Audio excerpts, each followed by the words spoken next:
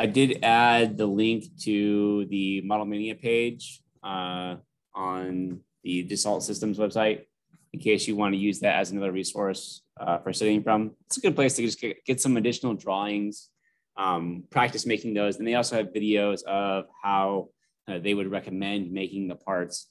And so it's a good thing to look at.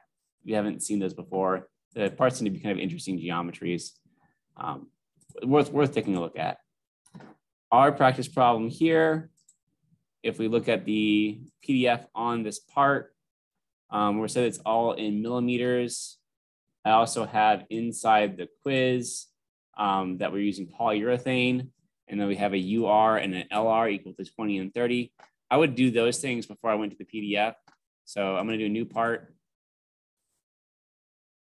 I know that I'm in millimeters because I have millimeter units there, so that's good. Material, I'll edit just because I don't want to forget it later. I'll go down to rubbers and then polyurethane, apply, close. I'll go into my tools for equations. I'll define a UR as 30 and LR as 20. I'll click OK. Now I can go to the PDF and not worry about going back to that page. I'll go to the front plane. Here I have what looks like some symmetry. It's up to you whether or not you want to try and utilize that or not. Since it looks like it's 3 circles to me or 4 circles, I'm just going to try and do it using the circles themselves. I'm going to use the strategy of drafting this because I have a 5-degree draft. So whenever you're giving a thing as a draft, then you probably want to do an extrude with a draft angle. If they give you some more complex geometry than just like a rectangle or something like that, then you probably want to use a sweep. Most of the time, if you can get away with not using a sweep, then don't use a sweep because usually the sweep is going to take you longer to set up than doing something else. So if you can see a way to make the part without using a sweep, then that's going to be the way to do it. I'll set those up. I'm going to trim off the extra lines. Try to trim off, I'll get a power trim. So I'm going to trim off those extra lines. That looks pretty good, like the shape. I'll start putting in the dimensions. This should be my upper radius. So I'll say equal to global variables, upper radius. Okay. It's going to scale my part based off of that. So I should get pretty close. This one is going to be equal to global variables, lower radius. Okay. These are not tangent anymore. They don't look like they're tangent. I also have a unmerged face here. So I'm just going to drag these together so it merges those together. I get that. I'm going to get my tangent C into all of these. I'm just going to assume they're all tangent. If you see curves that are attached to each other and they look like they're tangent, it's usually a good assumption just to assume they're tangent. All of those. Oh, I have 3 selected. There we go, tangent. I also don't want this to be kind of off in the middle of nowhere, so I'm going to make it vertical below the origin. It doesn't say that, but it's a pretty good assumption. I'm also assuming symmetry, so I'll make these 2 equal. And then I'll set the radius of this guy to equal to global variable upper plus global variable lower. Put that whole thing in parentheses. And then divided by 2. So I have my equation there. Still underdefined. Looks like I need the distance between the centers of the circles. So I'll go into smart dimension, give myself the distance between the 2 centers of the circles. Try to. There we go. Set that to 40. Now I'm overdefined. Why am I overdefined?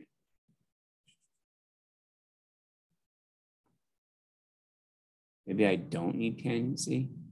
I have central radius here, bottom radius here, lower radius there. I think that should be okay. Do I have a relation that I don't need or want? Maybe I can take out this vertical relation. I don't think that would make a difference though. Yeah, it seems happy with that. I don't know why I just deleted a relation and added it back in. Now it's happy. Oh, it won't let this be anything. It won't let this be 40. Oh, I won't let this be 40. Oh, there it goes. I don't know. It was not happy. I just changed something and now it's happy. I don't usually see that error, but I guess if you do see that thing where it gives you an error when you expect to put something in, try deleting something that you're not sure if you need. And then if you need to add it back in, that's fine. You can always do that. I'm going to extrude this. I want this to be a thin extrude. It looks like the width of this is 3 with a 5-degree draft. So I'm going to set the width of the extrude to 3. I want to do a draft on this. That's 5 degrees. I don't want to draft outwards. That looks good. This is obviously not the geometry I want. It's got a mid plane on this. So I'm going to go to mid plane. And it looks like the total width is 20. That right there is probably the hardest part of this problem, figuring out what geometry is going to give you this 20 by 3 with the 5-degree draft on the extrude. So kind of interpreting this portion of the drawing to get this geometry here.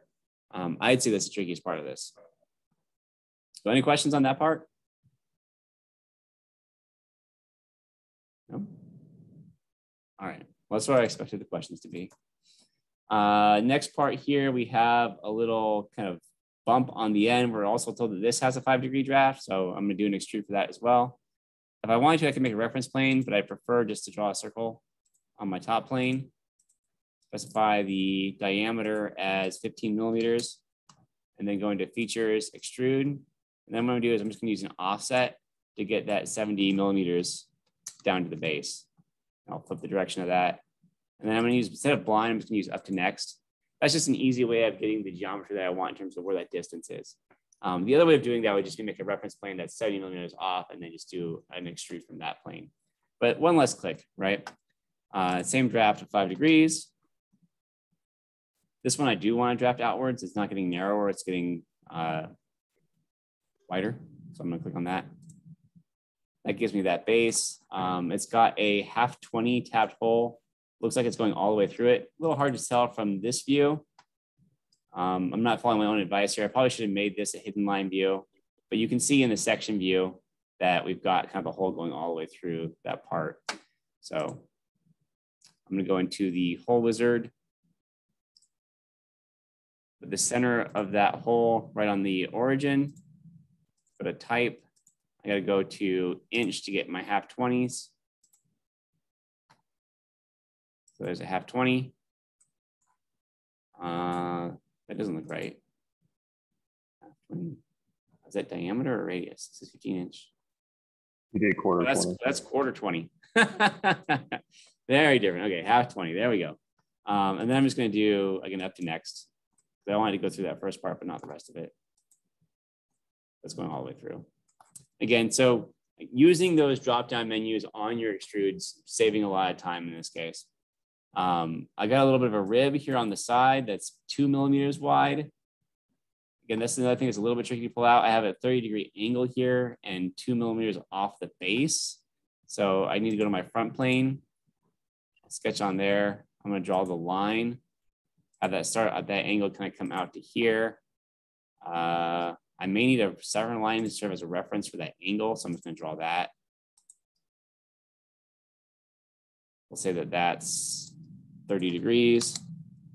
And then the distance to the start of this from the base is 2 millimeters.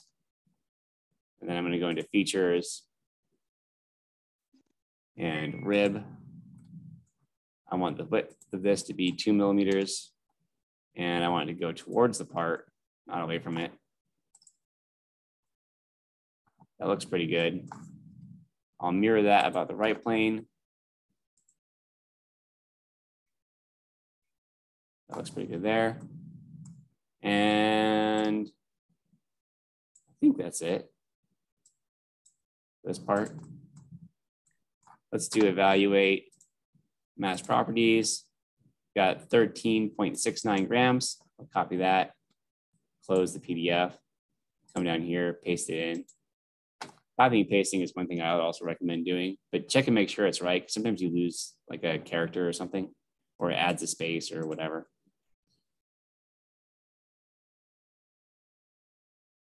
Got it. That probably was a bit much for 15 minutes. I really wouldn't expect you guys to be able to do that whole thing in 15 minutes without having some prior knowledge as to what the geometry was. But I wanted to give you some more examples of things that you could make in SOLIDWORKS and some different tools, so a little bit different perspective as to how this one was made relative to some of the previous ones previous ones we've seen. I also thought it was kind of interesting. This geometry is kind of unique. So I like playing with that. Any questions on that one?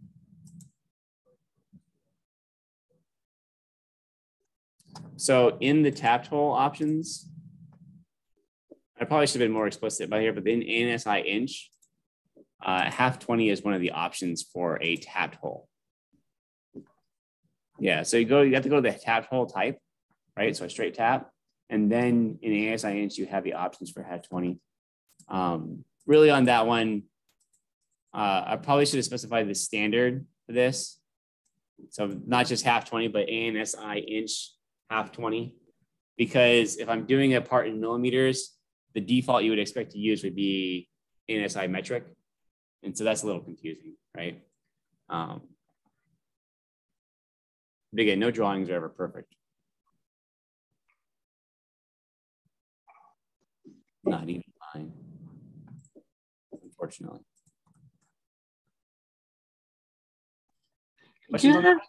Could you have done half of the, like mirror it, drawn just half of it and then mirror the other side? Would it change something?